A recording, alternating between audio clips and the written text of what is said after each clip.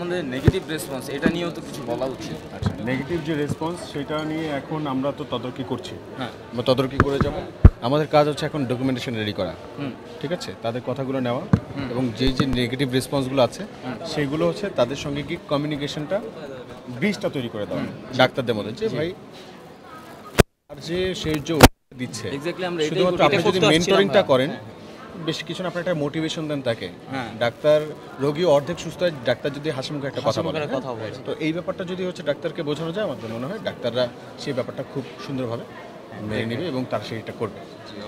এখন ইভেন কালকে রাত্রে 12টা বাজে একটা পেশেন্ট থেকে কল আসে, ওই পেশেন্টটার কেউ নেই, শুধু ওর একটা প্রতিবেশী এখানে কুর্মিটলা হসপিটালে অবস্থান করছেন, যে ওনার পেট ভেদ করে পিঠ দিয়ে বুলেট বের হয়ে গেছে, খাদ্যনালী কয়েক জায়গা দিয়ে ছিদ্র হয়ে গেছে।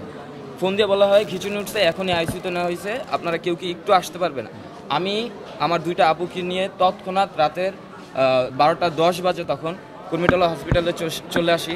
তারপরে আমরা আইসিইউর সামনে অবস্থান করি এবং রাত্রের 1:30টা বাজে আমাদেরকে বিভিন্ন টেস্ট রিপোর্ট দেওয়া হয়। এইভাবে আমরা ওই টেস্টগুলো করে দিয়ে নিয়ে রিপোর্টগুলো সংগ্রহ করে ওনাকে পৌঁছে দিই। এইভাবে আমরা কর্পোরেট করতে চেষ্টা করছি। প্রতিটা হসপিটাল থেকে আমরা পজিটিভ রেসপন্স পেয়েছি। শুধুমাত্র এই হসপিটালে কেন এরকম দুর্ব্যবহার বলেন অথবা নেগেটিভ রেসপন্স আসতেছে? এটা আমরা তাদের সাথে একটু কথা বলিনি, ঠিক আছে, গতকালকে আমরা তো কথা বলেছি, তারা আমাদেরকে আশ্বস্ত করেছেন যে তারা শতভাগ সাপোর্ট আমাদেরকে দেবেন।